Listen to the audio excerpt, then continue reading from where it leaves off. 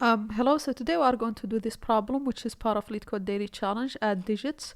So basically this problem says we get a number and we want to repeatedly add all of the digits until we have only one digit.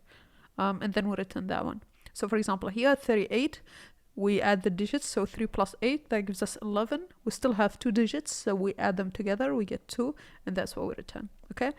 And the number is between 0 and 2 to the power of 31, so we should be able to just apply this exactly as it's said here, in a sort of brute force way. We should be able to do that to solve it. So how do we do it? Okay, so how do we do it? Well, the easiest thing to do is just basically while we still have more than one digit. So how do we detect that? We could either convert it to a string and check the length, or easier is just check that it's bigger or equal to 10, because if it's from 10 and bigger, there will be more than one digit, right? Otherwise, if it's smaller, then it's just one digit, because we have only positive numbers, right? So it's bigger or equal to 0, and so we guarantee that if it's smaller than 10, that means it's one digit, okay? Now here we want to replace if it's more than 2 digits, we want to just replace that with the sum of the digits of that number, right? Just as we did with 38, we replaced it with the sum of 3 plus 8, 3 and 8, right? And so at the end we return a number, because that means we reached we have one digit, right? And now we need to define this function that just takes a number and gives us the sum of their digits, okay? So let's call the sum like this, 0. And so how do we get the digits? Well, we can just keep dividing by 0 keep dividing by 10 and then adding the modulo. Just normal digit, the normal way to get digits from a number, right? And so while x is bigger than 0, we will divide by x by 10, right? And to get that digit on the right side, we just add the number modulo 10, right? So basically what this means is, let's say we have a number like 123, okay? So to get the total of the digits, well, we just need to do 3 plus 2 plus 1. But how do we get these? Well, 3 is, so first 1, what is, so the first thing we'll do, we'll divide by 10, so that will give us 12. And what's the modulo with, let's actually maybe just run this so you can see exactly what's happening. So if we do 123 modulo 10, that gives us 3, right? If we do 103 divided by 10, that gives us the remaining portion. And so we add 3 here first to our sum.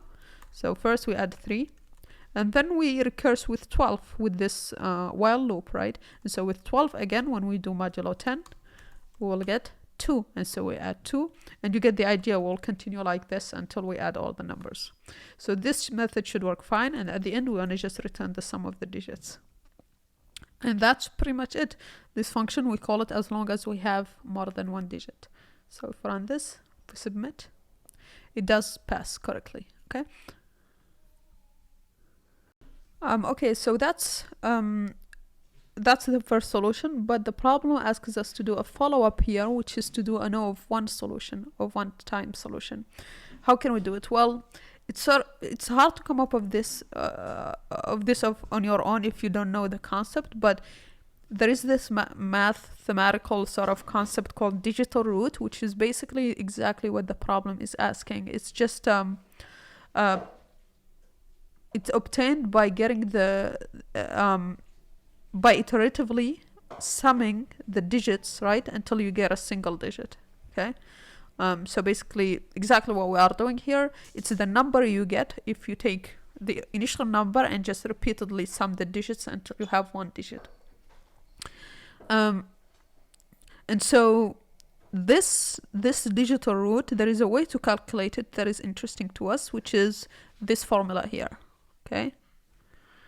And so what does this formula use? I'm not going to explain like the proof and all of that, so you should feel free to read it by going to this Wikipedia article, but the formula essentially is that you take b, which is the base for your number or for your digital root. In our case, our base is base 10 because we are just using decimal numbers. We are just using digits like this with numbers, so our base is 10. And so the formula says if n is equal to 0, you just return 0. If it's different than 0, but the number modulo base minus 1 is 0, then we return base minus 1. So what this tells us basically is that if the number modulo 10 minus 1, which is 9, so if the number modulo 9 is equal to 0, right, so equivalent to 0 in mod b minus 1, then we want to return 9, right?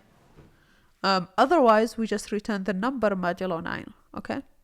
So that's sort of the formula that we can apply here. And so let's do that. And so what that tells us basically is that what we want to do here is let's just map exactly. So our base is, in this case, is 10, which basically tell us that b minus 1 is equal to 9, okay? And so in this case, first, if n equal to 0, so if the number is equal to 0, then we can just return 0, okay? Then the second case is if the number is equal to 0 modulo 9, and so that's basically if number modulo 9 is equal to 0, then in that case we should return b minus 1, which is 9. Otherwise, we return the number modulo 9, okay? So return the number modulo 9. That should be it. So if we run this, that should work. Submit, that does work. And this is constant time solution. Feel free to read the proof and sort of try to understand it, but this is roughly the formula that we can use. So that's pretty much it. Please like and subscribe, and see you on the next one. Bye.